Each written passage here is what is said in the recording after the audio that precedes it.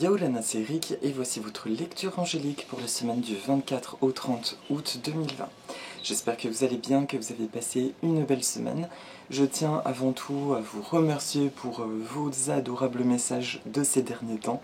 Toujours aussi chaleureux, toujours plein de bienveillance et aussi et surtout tous vos partages d'expériences qui font du bien, quoi, parce qu'on se rend compte que nous traversons collectivement des choses assez similaires, notamment dans ce qu'on peut appeler les zones d'effondrement et de reconstruction qui vont derrière. Et puis avant d'introduire la vidéo, il y a un truc que j'avais envie de vous partager parce que c'est vraiment curieux. Vous me direz si vous ressentez ce genre de choses dans vos vies, c'est que on vit des formes de cataclysmes dans nos vies et nous sommes dans une espèce de parenthèse, j'en parle régulièrement, on en parle avec mes amis qui ressentent la même chose. Nous vivons des parenthèses temporelles où c'est comme s'il ne se passe plus rien. On a vu des choses se péter la figure et aujourd'hui nous sommes dans l'attente de ce qui va se passer derrière. À titre perso aussi, c'est l'histoire du foyer. Je n'ai encore aucun appel d'où je dois aller et plusieurs signes me font comprendre qu'il faut faire confiance, un peu de temps, etc. Donc, quoi qu'il en soit, c'est quelque chose qui fait partie du cycle naturel présent. Si nous n'avons pas de réponse encore en ce mois d'août, c'est absolument normal. Et je vous renvoie d'ailleurs, si vous en avez envie, à ma guidance annuelle, où je disais que le mois d'août et le mois de décembre sont les mois les plus pépères de l'année. Mais quand j'entendais pépère, je croyais vraiment à une forme de repos de l'âme. En fait, c'est pas tant de cet ordre-là, c'est plutôt cet aspect de choses figées, de choses qui vont être en attente. Donc c'est tout à fait naturel et je pense que ça va durer jusqu'à la fin du mois. Donc, quel que soit l'aspect de votre vie qui est impacté actuellement, un peu de patience, plus que 15 jours entre guillemets, avant de voir des choses vraiment prendre forme. Cette semaine, je vais travailler avec deux oracles. Alors c'est ma surprise parce que ce sont deux oracles que je ne maîtrise pas forcément bien. Et je ressens qu'il faut que j'écoute véritablement mon intuition pour le coup, qui sont Sagesse universelle de Tony Carmine Salerno. Pour ceux et celles qui le connaissaient, c'est un oracle qui est très abstrait, dirons-nous. Et du coup, c'est important de se baser sur le livret si on veut la précision de Tony Carmine Salerno. Ou alors, on fait confiance à l'image. Alors pardon, cette fois-ci ce sont des bruits d'avion qu'on va faire. Un coup l'orage, un coup les avions. C'est bien, ça met du concret, vous voyez bien que j'habite sur Terre et pas dans la Lune. Si allez bien. Et enfin, pour la synthèse de la semaine, je vais tâcher de bien la caser pour la semaine, c'est le Mana Cards. Si vous me suivez depuis longtemps, vous voyez, c'est un oracle que je sors de manière peu anodine en général. Quand il m'appelle, c'est qu'il y a vraiment un message très profond au niveau de l'âme, un message des anciens temps. Et c'est un oracle en anglais qui s'intitule donc Le pouvoir de la sagesse hawaïenne de Catherine Baker et de Doyan Artin. Voilà. Alors c'est parti pour les 3 temps de la semaine. Et nous parlerons de la plante à la fin. Je n'en dis pas un mot cette fois-ci. Pour les 3 temps de la semaine, alors je demande à toutes les sources d'amour et de lumière de l'univers, merci de m'envoyer un message clair pour le début de semaine prochaine. Voilà. Merci de m'envoyer un message clair pour le milieu de semaine prochaine. Et merci de m'envoyer un message clair pour le week-end prochain. Ok. Et pour la carte de synthèse.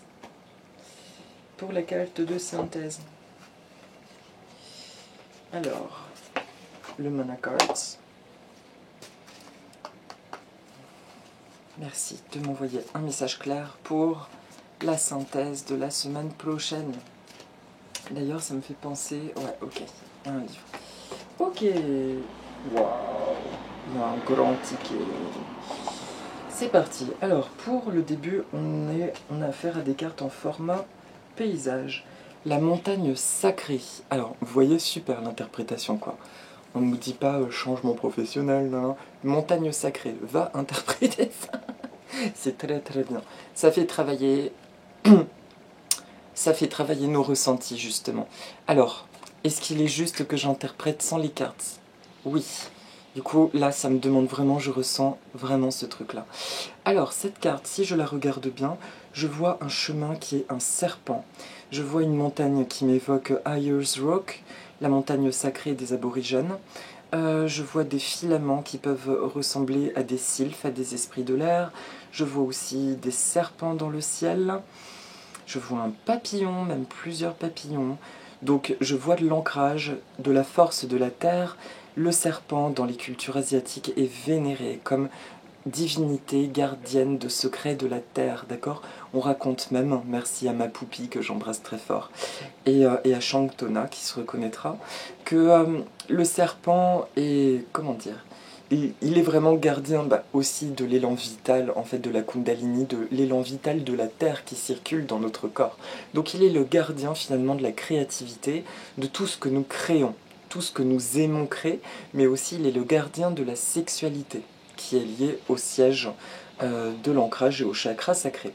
Donc le début de semaine prochaine nous parle de quelque chose qui est très posé, une vibration qui s'ancre enfin. Je ressens, vous voyez là c'est un super bon exercice, du coup vous pouvez vous amuser à mettre pause, éteignez ma voix, regardez la carte, qu'est-ce que ça vous évoque? C'est aussi l'occasion pour vous de développer vos ressentis pour celles et ceux qui doutent de leur capacité à tirer les cartes. Qu'est-ce que ça vous évoque? Qu'est-ce que vous ressentez en voyant l'image? Qu'est-ce que ça vous évoque? Comment vous vous sentez? Est-ce que vous avez l'impression de voyager quelque part? Est-ce que ça titille quelque chose qui vous est familier? Est-ce que des mots viennent? Est-ce que des couleurs viennent? Voilà, soyez attentifs à ça. Vous pouvez vous amuser à faire ça. Pour le coup, à titre personnel, je vois un symbole. C'est bien de travailler aussi, les anges communiquent avec nos constructions. Ce S à double sens et un motif qui me suit, qu'on retrouve beaucoup dans l'architecture grecque par exemple. Pour moi, il est le symbole du ciel et de la terre qui se relient, et donc de l'ancrage du divin dans la matière. Ça c'est mon truc à moi en tant qu'Éric. Voilà, en termes de ressenti, je vois de l'ancrage, je vois la sexualité, je vois la matérialité, je vois la voûte céleste, donc la connaissance spirituelle, et la terre. Donc, maintenant, je demande à ressentir tout ça sur un plan très terrestre, comment le décoder, le décrypter en mots. Alors, ce qui me vient en début de semaine prochaine, donc, je ressens un équilibre.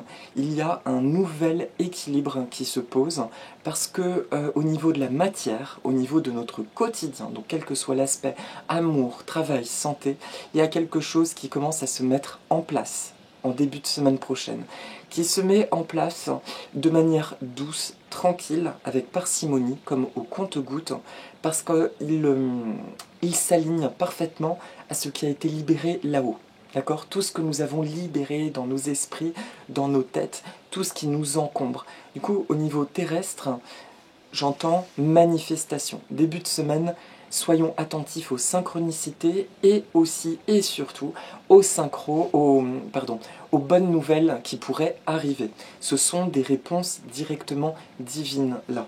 Ce sont, on pourrait dire, des cadeaux de l'univers. Donc soyons attentifs à ce qui arrive, et avant de prendre une quelconque décision en début de semaine prochaine, laissons-nous, ressentons surtout, et ne fermons pas la porte. Si nous voyons que ça pourrait réveiller une peur, laissons cette porte ouverte et réfléchissons posément. Est-ce que c'est juste? Est-ce que c'est pas en train de m'emmener vers une destination intéressante? D'accord? Donc début de semaine, tout ce qui entre dans ma vie, je l'observe, je le ressens et je prends une décision posée. Mais il y a de la concrétisation dans l'air, ça y est, enfin un cycle de choses qui se posent. C'est marrant, c'est pas facile de trouver mes mots aujourd'hui. Si je dois synthétiser, c'est la notion de compte-gouttes, mais de gouttes célestes qui se posent sur Terre, et du coup des fleurs jaillissent, qui sont la concrétisation de choses auxquelles nous aspirions sur un plan spirituel, d'accord? Sauf que, rappelons-nous, parfois, on peut encore avoir un mental, surtout en ces périodes troubles, qui est légèrement agité par les peurs. Donc c'est important de ne pas prendre de décision hâtive, d'attendre au moins mardi, mercredi, pour décider de quelque chose, tout en accueillant le cœur ouvert ce qui se profile. Le milieu de semaine prochaine, justement, perdu dans nos propres équations. Alors là, je vois un fauve. Alors un fauve, là c'est peut-être un... C'est une panthère, on dirait bien une panthère pour le coup. Une panthère dans un cheminement toujours accompagné de ces petites spirales de lumière qui symbolisent la Kundalini. ce que ça me montre, la panthère, dans la culture asiatique, encore une fois je parle avec mes codes, elle est la gardienne de l'harmonie dans le foyer. On va dire qu'elle est la gardienne de l'équilibre intérieur à travers cette image.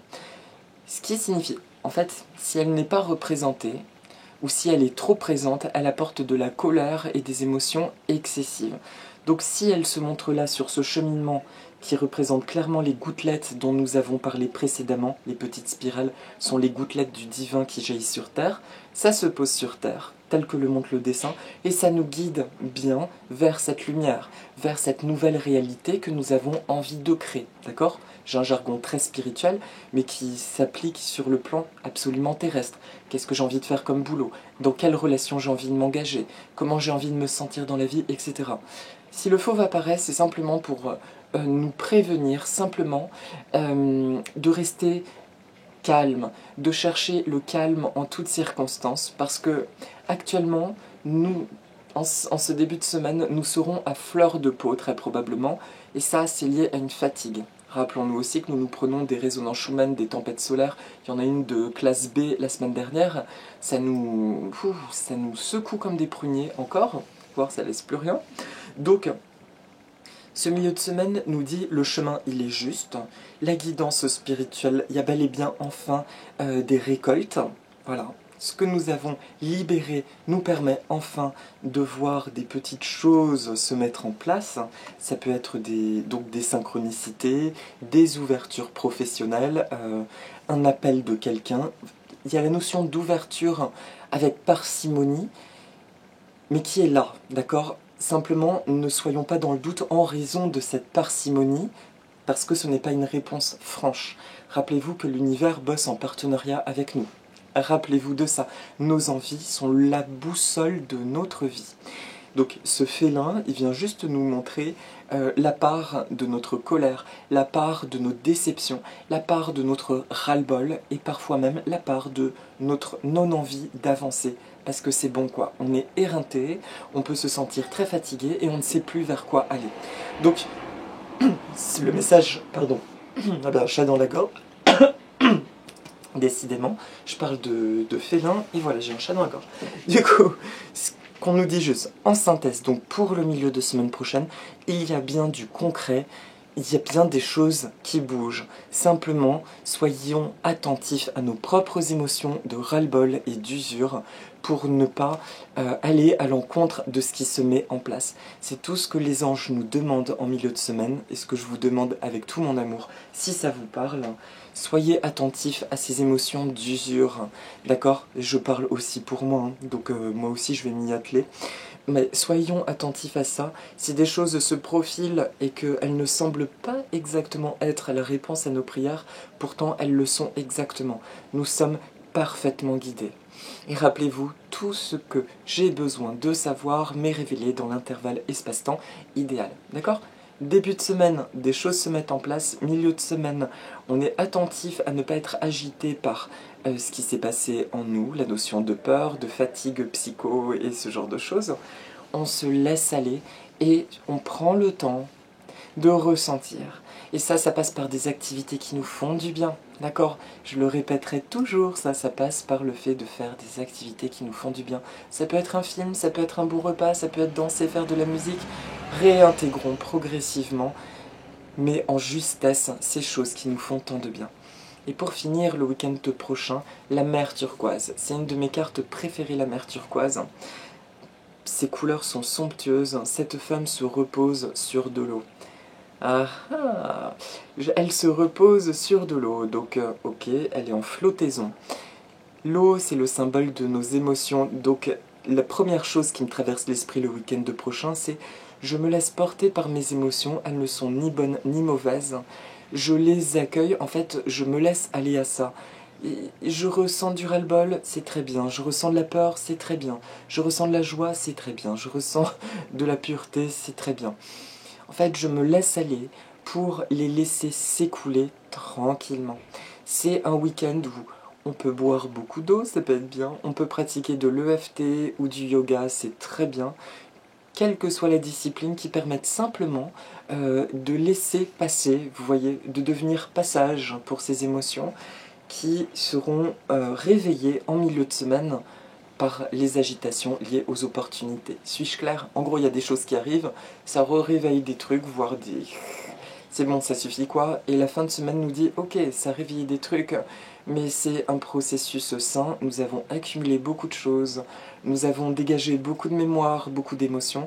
On nous demande juste le week-end prochain, quelle que soit la technique, la pratique, de les observer comme une pièce de théâtre, de leur dire merci, je t'aime, j'ai confiance dans le processus. C'est certes pas agréable, mais j'ai confiance, même si je me sens un peu fatigué, ok? Je parle aussi à titre personnel, je ne vous le cache pas. Mais j'ai toujours, par ailleurs, cette lueur d'espoir que ça va se mettre en place de manière positive. Parce que c'est une évidence. Tout ce que nous traversons actuellement, je le répète pour nous tous, tout ce que nous traversons actuellement est là, pour nous mettre exactement à la place où notre âme a envie d'être. Et j'imagine, et je ressens qu'à partir du moment où nous serons à cette place, ce sera absolument merveilleux. Quel que soit l'aspect de votre vie, que ce soit pro, que ce soit...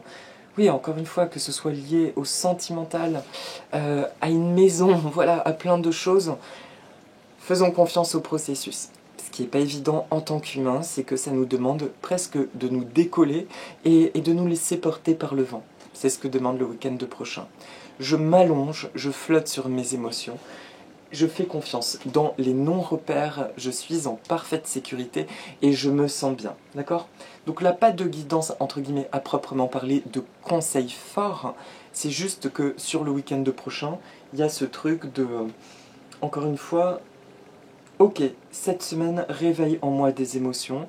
Sur le week-end, si j'ai l'opportunité de me déconnecter pour laisser glisser tout ça, je laisse glisser tout ça. Tout simplement. Voilà ce qu'on nous demande actuellement, c'est de la douceur. Je vous le rappelle, le mois d'août est un mois de douceur, de calme. Quand je dis douceur, je ne parle pas forcément d'émotions agréables, je veux dire que c'est paisible. Il ne se passe pas des grandes vagues. Les grandes vagues, c'est terminé. Pour l'instant, c'était jusqu'au mois de juillet. D'accord? Là, nous nous reconstruisons et nous apprenons à avancer avec des nouveaux fonctionnements, avec des nouveaux repères, des nouvelles aspirations et avec des nouvelles énergies. D'accord? Donc, il est hyper important de nous envoyer cette douceur personnelle parce qu'on n'a jamais connu ça, quoi, tout simplement. Simplement, passons par l'amour de nous, par des activités qui nous font du bien et de la douceur en toutes circonstances. Voilà, chercher mon mot, c'est la douceur, l'évidence. Voilà mes amis pour la guidance. Eh bien, pour la petite méditation, donc je vous propose de faire apparaître une plante qui est le Parthenopsis striata, la vigne vierge striata. C'est une espèce que j'ai découverte très récemment qui se plaît très bien. Alors les vignes vierges, celle-ci je n'ai pas trouvé son origine exacte. Ce qu'on sait, c'est qu'elles viennent des régions tropicales et subtropicales du monde. On en a en Asie, en Amérique. Intuitivement, je ressentirais que celle-ci est américaine, mais je ne suis pas sûre. Donc si vous avez l'info, je suis preneur. La vigne vierge, alors c'est marrant, parce que le nom latin Parthenopsis, Kyssos en grec ancien c'est le lierre, et Parthéno c'est vierge. Donc ce serait le lierre vierge. Simplement, elle est classée dans la famille des Vitacées, qui est la famille de la vigne vitis, d'où probablement cette appellation de vigne vierge. En plus, elle ressemble beaucoup plus à la vigne collard, puisqu'elle fait des petites... j'en perds mon latin, ma botanique. Elle fait des vrilles, voilà. Ce qu'on appelle les vrilles, ces petits appendices, là, comme des bras, qui viennent s'enrouler autour d'un support, tandis que le lierre, lui, carrément, a des racines aériennes qui vont s'accrocher dans les arbres. Voilà. Donc il s'agit bien d'une vigne. En faisant une recherche sur sa symbolique, c'est étonnant, ça parle de poésie et d'amour fraternel. Je pensais même pas trouver quelque chose. Donc le message de la vigne vierge, elle vient apporter de la poésie, même dans les terrains les plus sombres. Elle vient nous rappeler à la simple poésie que nous sommes en tant qu'êtres vivants et nous dire que même en temps de chaos, même en temps d'incertitude et de choses qui ne sont pas claires, il y a une magie en toi, il y a cette poésie. La nature te voit avec poésie. apprends à la regarder de la même façon qu'elle te regarde. Je sais que nombreux d'entre vous, vous êtes connectés tout comme moi à la nature et vous le savez ça. Ce que j'ai juste envie de vous dire, c'est autoriser la nature à vous aider, à vous apporter des bonnes ondes. Voilà, c'est un message que j'entends à titre collectif. Euh, pour vous, en tout cas celles qui me suivez, qui êtes dans cet amour-là, dans cette résonance, même ceux qui pensent ne pas avoir la main verte, la nature vous aime. À partir du moment où nous sommes dans une recherche de notre nature profonde, cet instinct, comment dire, d'amour et de lumière qui est en nous, nous sommes automatiquement reliés à la nature plus vaste qui nous entoure. Et donc, voilà, c'est le message que j'entends très fortement à vous partager. C'est bien tout ce que vous faites, c'est magnifique. Maintenant, s'il vous plaît, autorisez ces aides subtiles à vous venir en aide, à vous apporter aussi tout leur soutien. C'est très important cet équilibre du donner, du recevoir, et particulièrement en ces temps de reconstruction, la nature, il n'y a pas mieux que la nature pour nous aider à retrouver notre essence. Vous comprenez? Je vous disais que... pour l'anecdote encore personnelle, parce que je sais, à chaque fois que je parle de moi, j'ai l'impression de barber, et en même temps, je sens que c'est important, parce que ce sont des échanges, du coup. Euh, ce qui a été fort à travers mon histoire de déménagement, c'est que c'était tellement éprouvant physiquement, et puis vous le savez, enfin, un déménagement, c'est purement humain, c'était tellement éprouvant énergétiquement de quitter toutes ces énergies, de devoir donner la quasi-totalité de mes plantes, que j'ai eu l'impression de m'éteindre et de me perdre. Effectivement, j'ai perdu beaucoup de mes pratiques quotidiennes qui me faisaient tant de bien, et particulièrement la danse. Et la danse, je l'ai reprise depuis une semaine, et au début, j'étais courbaturée, mon corps a grossi, j'ai des douleurs, et bizarrement, il y a un truc tout en subtilité, en retrouvant ma connexion, mon amour, mes visions océaniques, cet aspect-là, on va dire, magique de ma vie. J'ai recommencé à danser et ça revient. Et ça revient parce que c'est lié à cette connexion au grand tout. Et finalement, je me suis égarée dans ma souffrance. J'ai eu une coupure de la nature parce que j'ai tellement pas compris ce qui m'arrivait que j'ai perdu ça. Et c'est revenu. C'est revenu parce que c'est ce qui me fait du bien, ça fait partie de mon essence. Et j'ai ressenti aussi que la nature était comme mon berceau premier. Et que c'est elle qui m'apprend et qui me montre comment me reconnecter à moi. D'accord? Donc c'est ça pour cette semaine. Euh, Accueillez ces vibrations de la nature, autorisez-les à vous entourer, etc. Donc je vous propose tout à fait, carrément, une petite méditation en lien avec ça. D'accord? On va pas faire d'affirmations positives cette semaine, on va faire un petit voyage tout simplement. Je vous propose de fermer les yeux. Vous allez respirer profondément, juste relâcher. Vous pouvez faire tourner la tête dans un sens puis dans l'autre. Vous pouvez bouger les épaules, la colonne vertébrale. On se détend.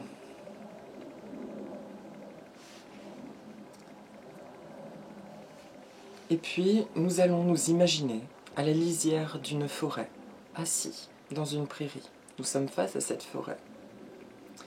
Nous voyons cette grande lisière. Soyez attentifs à comment elle vous apparaît, cette forêt. Est-elle lumineuse? Est-ce une forêt plutôt tropicale ou une pinède? Une forêt occidentale, une forêt de chênes? Et puis, sur le sol de vos pieds, jaillit une lumière, comme si l'empreinte de vos pieds au sol crée une dorure. Et cette dorure, elle va partir en un faisceau de lumière au sol, elle va serpenter, vous voyez, elle va se diriger, partir dans la forêt. Et là, vous allez vous lever et la suivre. Vous rentrez dans la forêt, vous continuez de suivre ce cheminement. Ça scintille, c'est beau, c'est comme si, au fur et à mesure que ça serpente sur la terre, ce rayon de lumière dorée, eh bien, ça dégouline en fait, ça se répand autour. Ça fait chanter la nature. Et puis ça va arriver dans une petite clairière. Une petite clairière où il y a juste quelque chose qui est commun à nous tous, c'est qu'il y a beaucoup de papillons qui volent. Vous pouvez observer cette clairière, vous rentrez au milieu de cette clairière. Et observez, vous pouvez tourner sur vous-même. Comment vous sentez-vous? Vous pouvez toucher, il peut y avoir des papillons qui se posent sur votre main. Et là, les papillons vous font comprendre qu'il y a un autre chemin qui va vous guider vers votre grotte personnelle. Et là, ils commencent à tourner autour de vous. Et ils vont créer un nuage devant vous qui vous guide. Vous pouvez suivre ce nuage. Ils s'engagent de nouveau dans la forêt. Vous suivez simplement les papillons. Il n'y a plus cette lueur au sol, cette fois-ci qui est restée dans la clairière. Vous les suivez. Observez la forêt. Vous pouvez mettre pause jusqu'à ce que ce soit bon. Et une fois que vous arrivez dans cette clairière, enfin dans une nouvelle clairière, vous respirez et observez ce qui vous y attend. Est-ce une grande falaise? Est-ce un abri? Observez. En tout cas, à cet endroit-là se trouve votre grotte intérieure. Je vous invite à y rentrer. C'est votre grotte à vous et rien qu'à vous. Cet espace-là est votre espace. Vous rentrez à l'intérieur, vous observez comment c'est. Et là, une petite chose juste commune à nous tous. Faites confiance. Il y a beaucoup de serpents de lumière qui vont rentrer à l'intérieur, qui vont tournoyer autour de vous et se dresser contre toutes les parois, comme pour faire un mur de lumière. Ces serpents représentent les gardiens des secrets de la Terre. Si certains d'entre vous ont peur des serpents, imaginez qu'ils ont une tête avec un joli sourire et des petits yeux très amicaux. Tout va bien. Et vous allez demander au grand esprit serpent de lumière d'apparaître devant vous.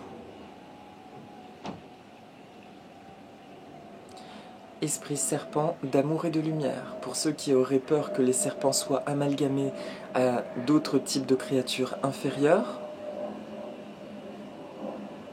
Les serpents, proprement parlés, sont un autre royaume, qui fait partie de la nature, qui n'est pas ombre, qui n'est pas lumière, qui est les deux, en fait, tout comme nous, d'accord?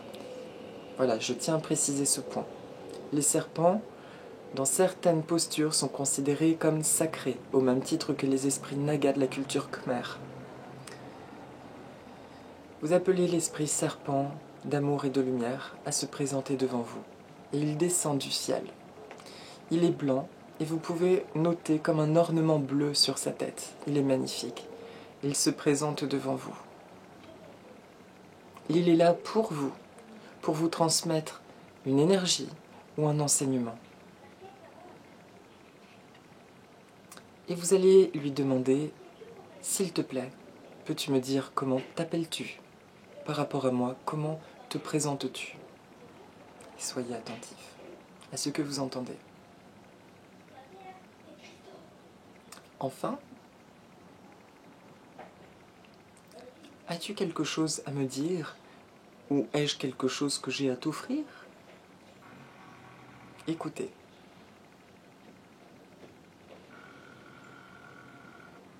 S'il a quelque chose à vous dire, ça peut passer par une sensation, par une image, ça peut être juste une énergie qu'il a envie de vous transmettre. Peut-être vous demandera-t-il de tendre vos mains vers lui pour vous offrir quelque chose. Quoi qu'il en soit, ce qu'il va vous transmettre sera baigné d'amour et de lumière.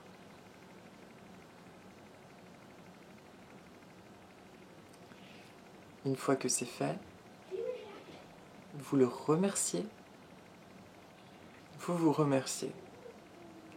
Et vous remerciez tous les esprits serpents qui ont été présents pour vous protéger et bénir ce lieu dans lequel vous êtes.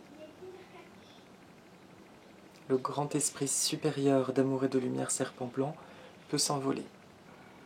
Il retourne dans les cieux. Et tous les serpents qui tapissent la pièce peuvent redescendre gentiment et ressortir. Vous les remerciez. Ce cadeau de lumière et cette connexion à la nature, il représente la validation que vous vous autorisez à recevoir l'amour sous toutes ses formes et toute l'aide et le soutien de la nature. Voilà.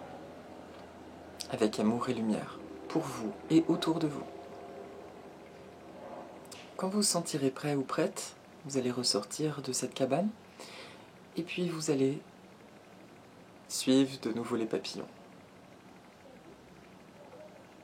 Les papillons vous reconduisent dans la première clairière. Ils tournoient, vous pouvez les remercier. Ils retournent chacun voler librement. Et là, vous revoyez sous vos pieds apparaître cette belle lumière scintillante dorée qui retrace un sillon de lumière dans la terre, comme un serpent de lumière qui serpente dans la forêt. Et vous le suivez. Vous le suivez jusqu'à regagner la lisière de forêt où nous étions en tout début de cette petite visualisation.